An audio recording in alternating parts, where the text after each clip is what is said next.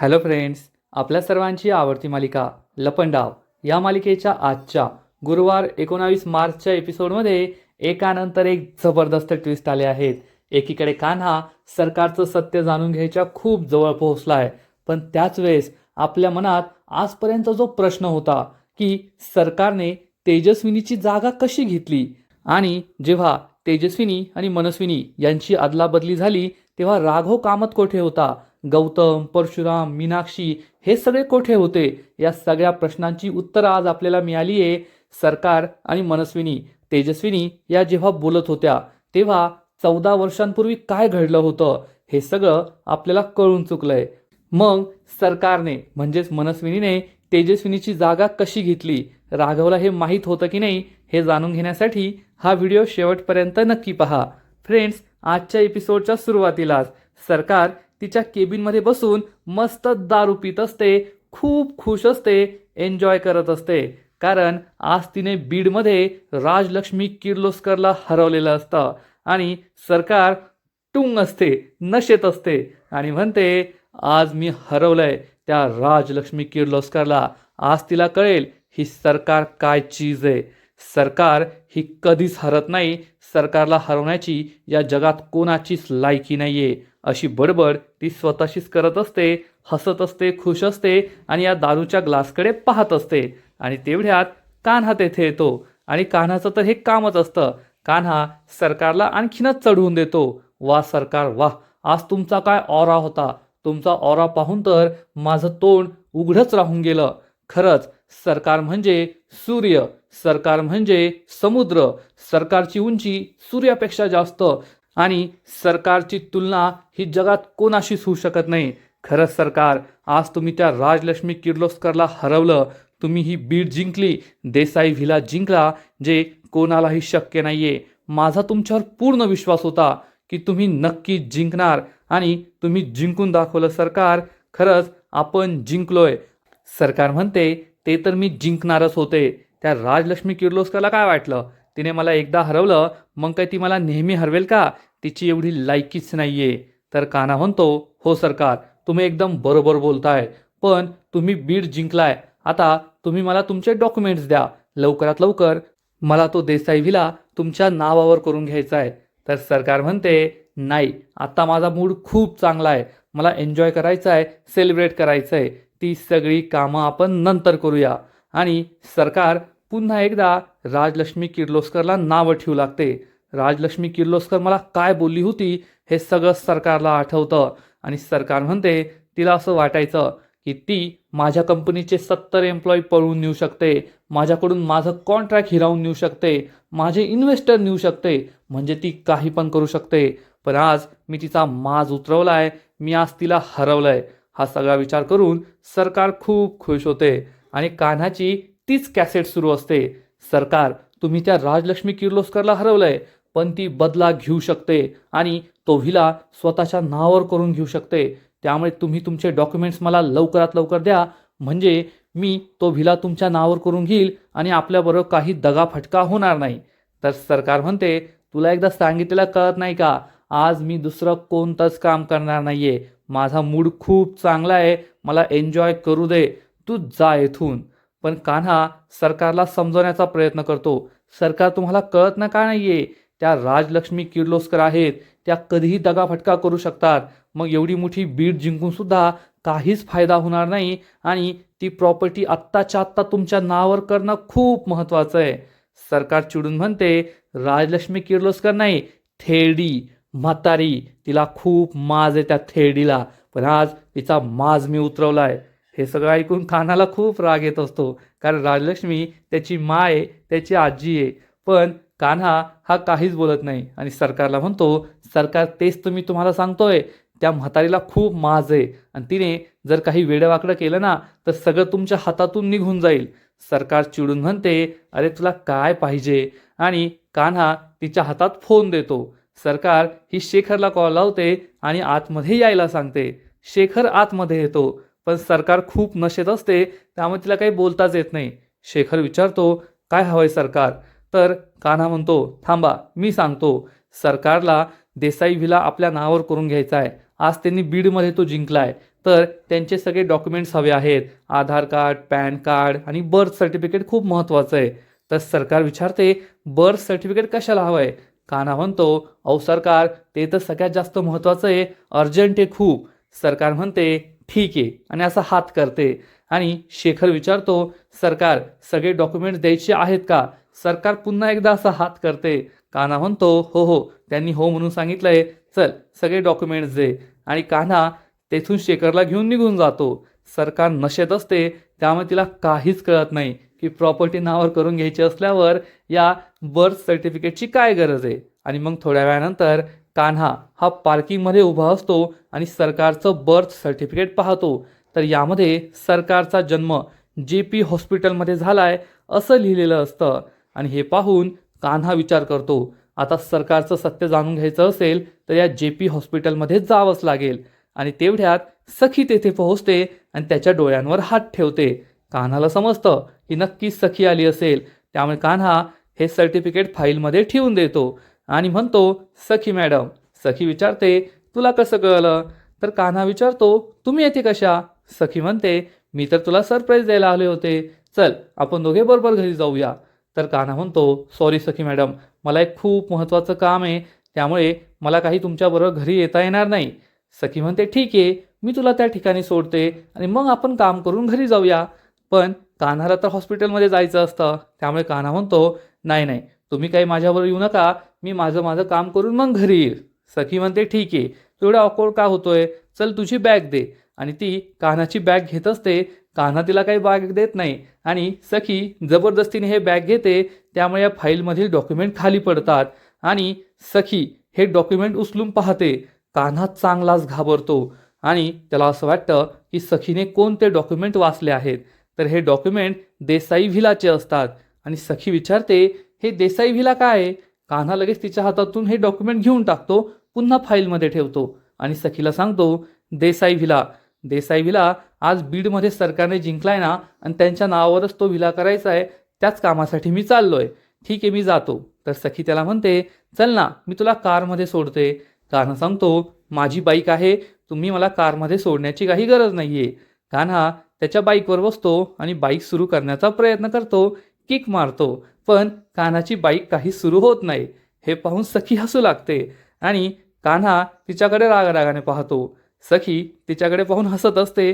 तेवढ्याच सखीला आठवतं की लग्नाआधी कान्हाने तिला एकदा सांगितलं होतं, माझी बाईक दिवसभर चांगली चालते, पण अचानक संध्याकाळी रुसून बसते आणि चालूच होत नाही. आणि तेव्हा सखीने स्वतः किक मारली होती आणि कान्हाची बाईक सुरू करून दिली होती. हे सुद्धा सखीला आठवतं आणि सखी कान्हाच्या जवळ येते, कान्हाच्या खांद्यावर हात ठेवते आणि किक मारते. त्यामुळे कान्हा खूप खुश होतो, सखीच्या हाताकडे पाहतो आणि तो रोमॅन्टिक होतो. बॅकग्राऊंडमध्ये एक छान रोमॅन्टिक गाणं सुरू असतं आणि सखी कान्हाच्या खांद्यावर हात ठेवून गाडीला किक मारत असते. कान्हा हा मोमेंट एन्जॉय करत असतो, सखीच्या हाताकडेच पाहत असतो. सखीने माझ्या खांद्यावर हात ठेवलाय हे त्याला खूप आवडतं. सखीला सुद्धा हे समजतं. सखी त्याच्याकडे प्रेमाने पाहते आणि एकाच किकमध्ये बाईक सुरू करते. कान्हाला सुद्धा आश्चर्य वाटतं. सखी हसू लागते. कान्हा हेल्मेट घालतो आणि सखी त्याला विचारते, कान्हा मी सोडते ना तुला? पण कान्हा काहीच न बोलता तेथून निघून जातो. सखी मात्र त्याच्या प्रेमामध्ये आखंड बुडालेली असते, खूप खुश असते. आणि मग थोड्या वेळानंतर कान्हा JP हॉस्पिटलमध्ये पोहोचतो आणि तेवढ्यात एका माणसाची त्याच्याबरोबर धडक होते. कान्हा त्याला थांबवण्याचा प्रयत्न करतो, पण हा माणूस निघून जातो. या माणसाची एक चावी खाली पडलेली असते. हा माणूस निघून गेल्यामुळे कान्हा ही चावी स्वतःजवळच ठेवतो आणि विचार करतो, कोण असेल हा माणूस आणि स्वतःची चावी अशी कशी काय विसरला? आवाज दिला तरी काय ऐकलं नाही, जाऊ दे असं म्हणून कान्हा हॉस्पिटलमध्ये येतो आणि रिसेप्शनिस्टला सांगतो, मला येथे जन्मलेल्या एका व्यक्तीबद्दल सगळे रेकॉर्ड्स हवे आहेत, त्यांची माहिती हवी आहे. तर इकडे ती जन्मलेली व्यक्ती म्हणजे सरकार ही आपल्या आउट हाऊसमध्ये येते, जेथे तेजस्विनीला तिने डांबून ठेवलेलं असतं. आणि तेजस्विनी बिचारी खाली बसलेली असते, सरकार खुर्चीवर बसलेली असते आणि अजूनही दारूच्या नशेतच असते. आणि सरकार तेजस्विनीला म्हणते, तू माझी सख्खी बहीण आहेस, तू तेजस्विनी, मी मनस्विनी, आपण दोघी जुळ्या बहिणी. पण आपल्या बाबांना मात्र तुझाच खूप अभिमान वाटायचा की माझी तेजस्विनी खूप चांगली आणि माझा मात्र ते नेहमी द्वेष करायचे, मला नेहमी नावं ठेवायचे की मनस्विनी वाईट वळणाची, मनस्विनी वाया गेलेली, मनस्विनी सगळी चुकीची कामं करते. पण मला माझ्या हक्काचं मिळवायचं होतं. मी माझा हक्क मिळवूनच दाखवला. जे काही तुझं होतं ते सगळं मी मिळवलं. मी तुझी ओळख मिळवली, तुझं संपूर्ण संपत्ती मिळवली आणि मागील अनेक वर्षांपासून मी ही सगळी संपत्ती उपभोगतीये, सुख उपभोगतीये, सत्ता उपभोगतीये आणि तू मात्र माझ्या काळ कोठडीमध्ये असं किड्या मुंग्यांसारखं आयुष्य जगतीये. असं म्हणून सरकार तेजस्विनीला खूप हिणवते. तेजस्विनीला वाईट वाटतं, भीतीसुद्धा वाटत असते आणि तेजस्विनी आभाळाकडे पाहते आणि म्हणते, बाबा पाहिलं का, मी सगळं मिळवून दाखवलं, सत्ता संपत्ती, आज माझ्याकडे सगळं काहीतरी आहे. तेजस्विनी सुद्धा वर पाहते. तर सरकार म्हणते, तुला सुद्धा आपल्या बाबांशी बोलायचंय का? तेजस्विनीला खूप वाईट वाटतं आणि तेजस्विनी सरकारला म्हणते, तू सगळं माझं मिळवलंय, माझ्या हक्काच्या गोष्टी तू हिरावून घेतल्या आहेत, या सगळ्यावर तुझा हक्क कधी नव्हताच. तू हे सगळं माझ्याकडून ओरबाडून घेतलंयस आणि तुला तुझ्या पापांची शिक्षा नक्कीच मिळणार. सरकारला खूप राग येतो आणि सरकार चक्क तेजस्विनीच्या हातावर आपली सँडल ठेवते आणि तिचा हात असा पायाने कुस्करू लागते. त्यामुळे तेजस्विनीला खूप त्रास होतो, ती ढसाढसा रडू लागते. पण सरकार खूप निर्दयीपणे आपल्या सख्ख्या जुळ्या बहिणीला इतका त्रास देत असते आणि तिला त्याचा काहीच फरक पडत नाही. सरकार तेजस्विनीला म्हणते, हे सगळं तुझं होतं, पण ते तुला नशिबाने मिळालं होतं आणि हे सगळं माझ्या नशिबात होतं. मी ते मेहनतीने मिळवलंय, कारण त्यावर माझा हक्क होता. आणि सरकारला आठवतं की ज्या दिवशी सखीचं बारसं होतं, त्या सखीच्या बारशाच्या दिवशी सरकार म्हणजेच मनस्विनी तेजस्विनीला भेटायला आली होती. तेजस्विनी विचारते, मनस्विनी आज इतक्या वर्षानंतर तू येथे कशी? मनस्विनी सांगते, कारण मला कळलंय की माझी बहीण ही खूप श्रीमंत झाली आहे, तिच्याकडे संपत्ती ऐश्वर्य सगळं आलंय आणि तुझं हे ऐश्वर्य पाहण्यासाठीच मी येथे आली आहे आणि माझ्या लाडक्या भाचीला भेटायला सुद्धा. फ्रेंड्स, हा सीन आपण याच्या आधी सुद्धा पाहिलाय की मनस्विनी म्हणजे सरकार सखीच्या बारशाला आली होती आणि तेव्हा तिची भेट कोणाशीही झाली नव्हती. तेथे फक्त तेजस्विनी, छोटीशी सखी आणि सरकारच होत्या. आणि ही सगळी भेट, आपली भेट कशी झाली, मी कसा प्लॅन बनवला, हे सगळं सरकार तेजस्विनीला सांगत असते आणि तिच्या हातावर आपला पाय ठेवत असते. त्यामुळे तेजस्विनीला खूप वाईट वाटतं आणि ती रडू लागते. तर इकडे रिसेप्शनिस्ट ही कान्हाला सांगते, सॉरी सर, आम्ही तुम्हाला आमच्या कोणत्याही पेशंटची माहिती अशी देऊ शकत नाही. कान्हा तिला समजवण्याचा प्रयत्न करतो, हे माझ्यासाठी खूप गरजेचं आहे, खूप अर्जंट आहे, मला ती माहिती हवी आहे. तर रिसेप्शनिस्ट सांगते, सॉरी सर, पण अशा कोणत्याही रॅन्डम व्यक्तीला आम्ही आमच्या पेशंटची माहिती देऊ शकत नाही. जर एखादी पोलीस केस असेल, कोर्टाची ऑर्डर असेल, अशा गोष्टीमध्ये आम्ही ती माहिती देऊ शकतो किंवा एखाद्या नातेवाईकाला आपली माहिती हवी असेल तर ती देऊ शकतो. तुम्ही मला एक अर्ज लिहून द्या, मी माझ्या सिनियर ऑफिसरला विचारेल, ते ठरवतील की तुम्हाला ही माहिती द्यायची की नाही. कान्हा रिसेप्शनिस्टला समजवण्याचा प्रयत्न करतो, नाही मला आत्ताच माहिती हवी आहे, प्लीज तुम्ही समजून घ्या. तर रिसेप्शनिस्ट म्हणते, सर नाही जमणार, तुम्ही माझा आणि तुमचा वेळ वाया घालवताय आणि जर तुम्ही मला असं इन्सिस्ट करत राहिला तर मला सिक्युरिटीला बोलवावं लागेल. कान्हाचा नाईलाज होतो आणि कान्हा तेथून बाहेर पडतो. तर इकडे तेजस्विनी खूप दुःखी असते आणि म्हणते, मनस्विनी माझी चूक झाली आणि मी तुला या घरात थारा दिला. तसंही राघव मला सांगत होता, या मनस्विनीला घरात ठेवून घेऊ नको, पण मी त्याचं ऐकलं नाही आणि मला माझ्या चुकीची शिक्षा भोगावी लागतीये. तेजस्विनी आणि सरकार या दोघांनाही आठवतं की 12 वर्षांपूर्वी काय घडलं होतं. 12 वर्षांपूर्वी सरकार ही जेव्हा मनस्विनी होती आणि तेजस्विनी आणि राघव हे दोघे सुखाचा संसार करत होते, तेव्हा मनस्विनी आपलं सगळं सामान घेऊन तेजस्विनी आणि राघव कामाच्या घरी राहायला आली होती आणि तिचा एकूण अवतारच वेगळा होता. बारीक केस, एकदम मॉडर्न अवतार. आणि तेव्हा तेजस्विनी ही राघवला म्हणाली होती, राघव ही माझी बहीण आहे मनस्विनी आणि तिला या जगात माझ्याशिवाय दुसरं कोणीच नाहीये. सध्या ती खूप बिकट परिस्थितीतून जातीये, त्यामुळे ती आपल्या घरात राहू शकते का? सरकार म्हणजेच मनस्विनी तेव्हा काहीच बोलत नसते. मी खूप बिचारी गरीब आहे असा आव तिने आणलेला असतो आणि ती शांत उभी असते. परंतु राघवला मात्र या मनस्विनीचे सगळे कांड माहीत असतात.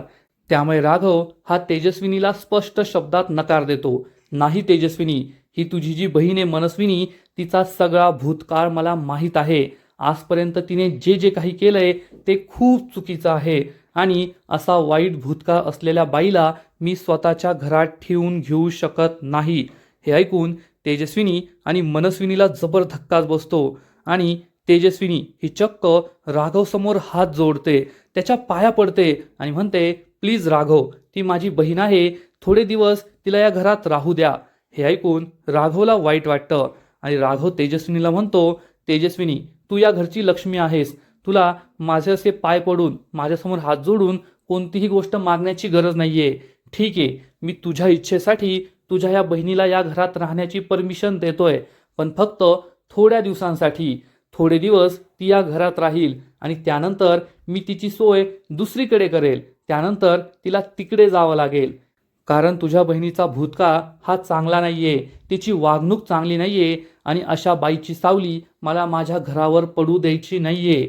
परशुराम आणि गौतमची फॅमिली ताडोबाला गेली आहेत. काही दिवसांनी ते परत येतील आणि जोपर्यंत ते परत येतील तोपर्यंत मी या मनस्विनीची सोय दुसरीकडे करेल. त्यामुळे परशुराम आणि गौतमला या मनस्विनीबद्दल काहीच सांगायचं नाही की तुझी एक जुळी बहीण आहे आणि ती येथे राहायला आली होती. त्याचबरोबर मला माझ्या मुलीवर, सखीवर सुद्धा या मनस्विनीचं कोणतंच अस्तित्व दिसायला नकोय, मनस्विनीची छाया पडायला नकोय. त्यामुळे सखीला सुद्धा कधीच सांगायचं नाही की तिला एक मावशी आहे मनस्विनी नावाची.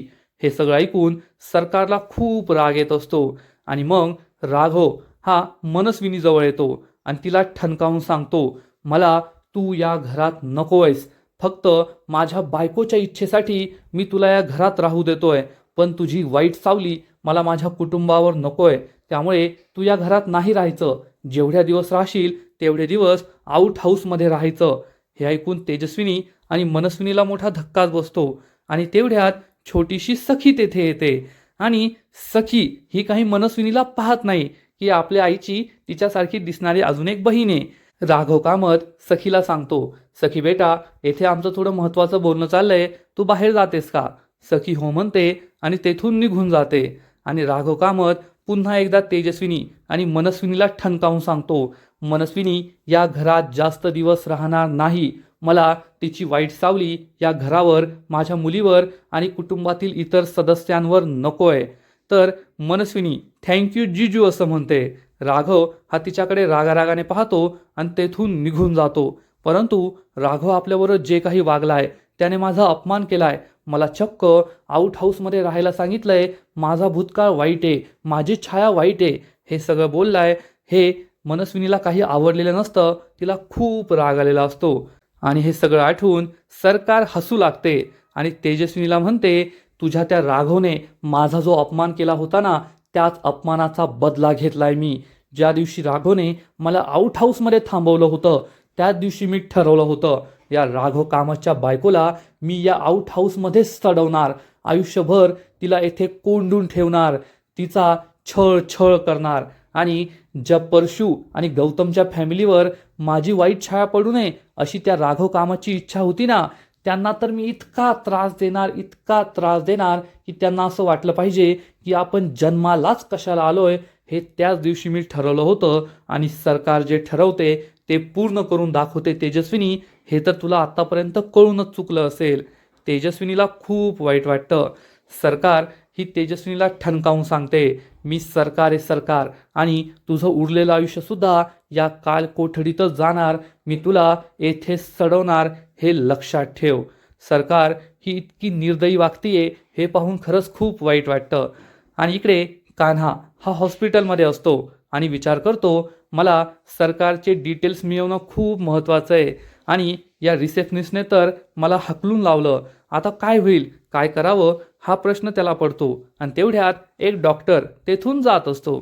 तेवढ्यात नर्स त्याच्या मागे मागे येते आणि म्हणते, सर थांबा, तुम्ही फोनच्या नादामध्ये हे ॲप्रन आणि स्टेटस्कोप घरी घेऊन चाललात, तुम्हाला तो इथे सोडून जावं लागेल.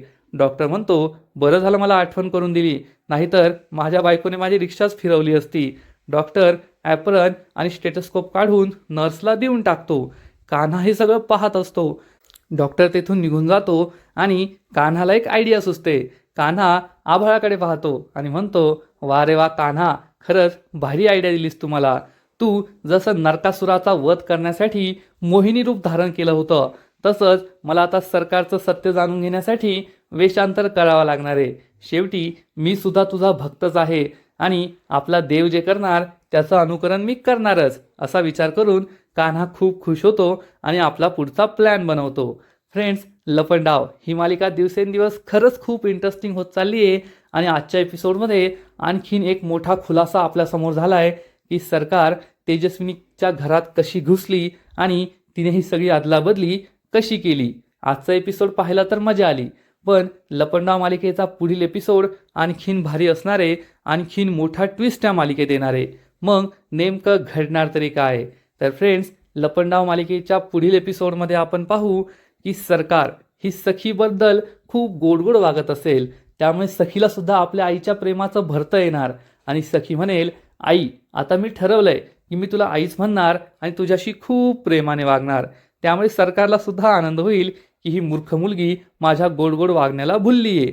आणि इकडे कान्हा चक्क डॉक्टरच्या वेशामध्ये हॉस्पिटलच्या रेकॉर्ड रूममध्ये घुसणार आणि तेथे गेल्यावर त्याला सगळं सत्य कळेल की सरकारचा या हॉस्पिटलमध्ये जन्म झाला होता आणि सरकारला एक जुळी बहीणसुद्धा होती. येथे 2 मुलींचा जन्म झाला होता. त्यामुळे नक्कीच ही अदलाबदली झालेली असावी हे कान्हाला समजणार. परंतु अजूनसुद्धा डिटेल्स त्याला हव्या असतील. त्यामुळे कान्हा घरी येईल आणि सरकारला विचारेल, सरकार तुमच्या वाढदिवसाची जय्यत तयारी झाली आहे, मोठ्या मोठ्या गेस्टला बोलवलं गेलंय, परंतु तुमच्या माहेरून कुणीच नाही आलंय का? तुमची एखादी बहीण, तुमचा भाऊ, तुमचे आई बाबा, एखादी दूरची बहीण, असं कुणी येणार नाहीये का? हे ऐकून सरकारला खूप राग येईल की कान्हा चक्क माझ्या माहेरच्या लोकांबद्दल का विचारतोय, माझ्या भावा बहिणीबद्दल का विचारतोय. म्हणजे कान्हाला सरकारकडून हे जाणून घ्यायचंय की सरकार त्याला आपल्या बहिणीबद्दल खरं सांगते की खोटं सांगते. आणि आपल्या सगळ्यांना माहिती आहे, सरकार कान्हाला हेच म्हणेल की माझे आईबाबा तर या जगात नाहीये आणि मला भाऊ किंवा बहीण नाहीये, मी एकुलती एकच आहे. यावरून कान्हाला समजेल की सरकार खोटं बोलतीये. पण या सरकारची सख्खी जुळी बहीण तेजस्विनी मात्र आउट हाऊसमध्ये असेल, खूप दुःखी असेल आणि साईबाबांना विनंती करत असेल की मला या कालकोठडीतून तुम्ही कधी बाहेर काढणार, माझा हा वनवास कधी संपवणार. आणि मग त्यानंतर कान्हा आपल्या रूममध्ये असेल आणि ढसाढसा रडत असेल. तेवढ्या सखी तेथे येईल आणि विचारेल, काय झालं कान्हा, तू का रडतोय? आणि कान्हा चक्क सखीला मिठी मारून ढसाढसा रडू लागेल. सखीला सुद्धा आश्चर्य वाटणार की कान्हाला अचानक काय झालंय आणि तो का रडतोय. मग नेमकं काय झालं असेल ज्यामुळे कान्हा एवढं रडतोय? कान्हाला तेजस्विनी आणि मनस्विनीचं सत्य संपूर्ण कळलं की काय? त्याला हे कळलं असेल का की ज्या बाईने माझ्या वडिलांचा खून केला ती माझी तेजस्विनी मावशी नव्हती, तर ती मनस्विनी होती आणि इतकी वर्ष उगाचच मी आणि माझं संपूर्ण कुटुंब तेजस्विनीला दोष देत आलोय, हे सत्य कान्हाला समजलं असेल का? सखीबरोबर जो अन्याय झालाय, राघव कामतबरोबर, तेजस्विनीबरोबर जो अन्याय झालाय, तो कान्हाला समजला असेल का, ज्यामुळे तो एवढा रडतोय? हे सगळं तर आपल्या पुढील एपिसोडमध्येच कळेल. तर फ्रेंड्स, तुम्ही सुद्धा एक्सायटेड आहात ना हा पुढील एपिसोड पाहण्यासाठी? नक्कीच कमेंट करून सांगा. आणि लपंडाव मालिकेचे असेच नवीन नवीन एपिसोड, नवीन नवीन अपडेट सर्वात आधी पाहण्यासाठी व्हिडिओला लाईक करा, शेअर करा, चॅनलला सबस्क्राईब करून बेल आयकॉनवर क्लिक करा. म्हणजे या मालिकेचे नवीन नवीन एपिसोड तुम्हाला सर्वात आधी पाहायला मिळतील. खूप खूप खूप धन्यवाद.